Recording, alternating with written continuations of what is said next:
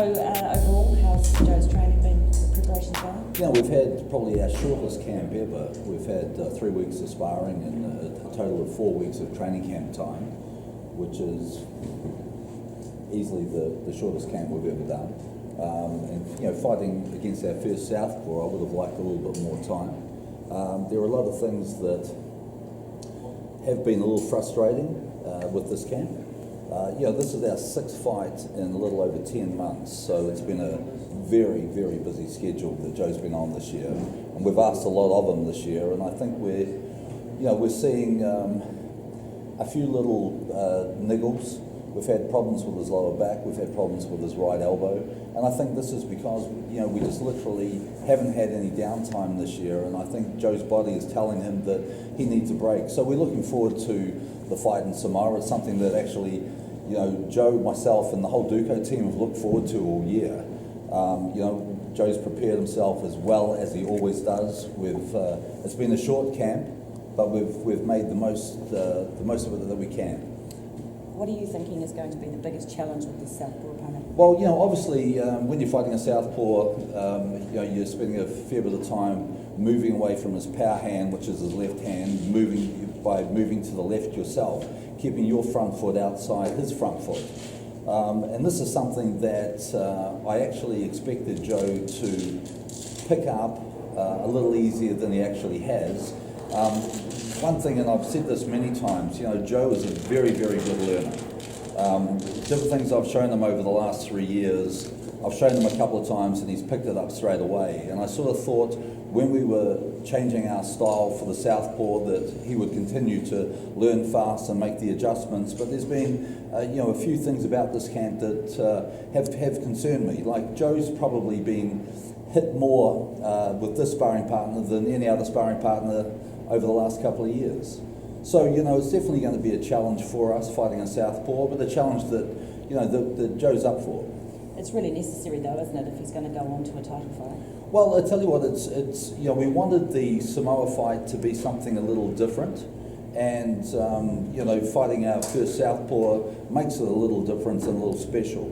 When you look at the fact that there are 2 Southpaws fighting for the heavyweight championship of the world this weekend, there are a lot of good Southpaws, in the top 10 fighting for, or vying for positions to fight for titles or fighting for titles. So we're going to be coming up against these guys.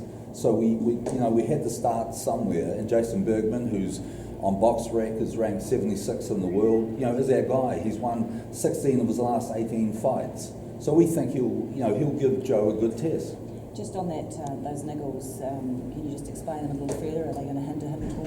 Well, they're definitely niggles that we've had to deal with on a day-to-day basis. Some days are better than others. Some days in sparring, Joe's had a lot of trouble changing his levels. And when I say changing the levels, I'll explain. A punch for the Southpaw, a straight right to the body is a big part of our skill set. And when you're throwing a body shot, you have to lower yourself down. And there were a couple of sparring sessions where Joe just was actually unable to bend his knees and lower himself down because of his lower back. Other days it was fine, so it's something that we've worked on. I've had a gentleman by the name of Kerry Washington, who's a neuromuscular physician, who's a guy that I've used with a lot of my fighters for the last 15 years, and he's the best there is, I believe, on the west coast of America. And he's been working on Joe 3 times a week. Kevin, what were the niggling injuries, the fight in Samoa? And there's been a lot of talk about being a really big 2016 for Joe. Yes. And how hard has it been to remain focused for this Bergman fight? Oh, it hasn't been hard at all. We never ever look any further ahead than one fight at a time to the guy that's in front of Joe. And this is something that I've been very, very careful to do with Joe. In fact, when we announced, if you remember, when we announced the Daniel Marks fight, we also announced Jason Bergman at the same time.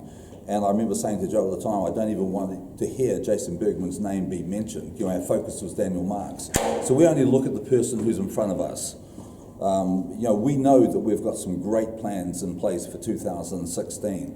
This fight in Samoa for me is just a continuation of 2015. Joe hasn't had a break. As I mentioned before, 6 fights in 10 months is a lot to ask of a young guy. And okay, some of the fights have been short. You know, most of them have been short. We've had a lot of good knockouts in 2015. But what you need to remember is that we've sparred over 375 rounds in the gym in the last year. You know, he's put his body through an enormous amount of work. And right at the moment, he needs a break. And he'll get a break. You know, we'll take 3 to 4 weeks off after this fight in Samoa. He needs the break, and I need the break. Is there anything specifically you're looking from Joe in this fight? Oh, I'm looking for a lot of things from Joe. I'm looking for him to be very disciplined, not to get hit. I want him to be focused. I want him to follow the game plan that we've put in place. And you know, Bergman is a good southpaw, but he's not one of the guys fighting for the world title at the moment. You know, and if we're serious about putting Joe in world title fights, and they possibly, the way we go away and see how things work out this Saturday in New York, but one of those guys could be an opponent for Joe at some stage of this year. So, you know, I need Joe to show me that with the short camp that we've had, that he's picked up the different training styles that we've implemented, and that he's ready for much more moving forward. Yeah. You know, obviously when we fight these better guys, we would never be fighting them on a 4-week training camp. I'm going to need 3 to 4 months with a series of different sparring partners to get Joe up to speed. So this is the start, fighting the southpaw style. Yeah. Just on Bergman, with him sparring with Wilder, I mean, obviously he's held in some regard if he's working with Wilder. Yes, yeah, he is. Dante Wilder, like every other top fighter in the world, brings in a series of sparring partners. And Bergman's won 16 of his last 18 fights. So he's a very durable, capable guy, and I'm sure he gave Wilder good work.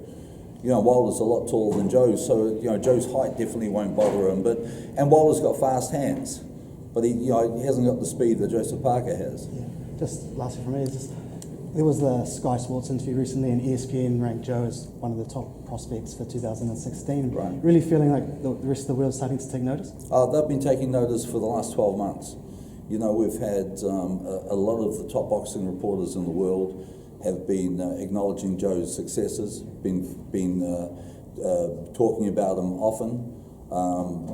There's obviously the comparisons between Joseph Parker and Anthony Joshua that come up time and time again. They are the two sort of standout guys who are both developing on a very similar course, and the two guys who bring the most excitement into the heavyweight division at the moment.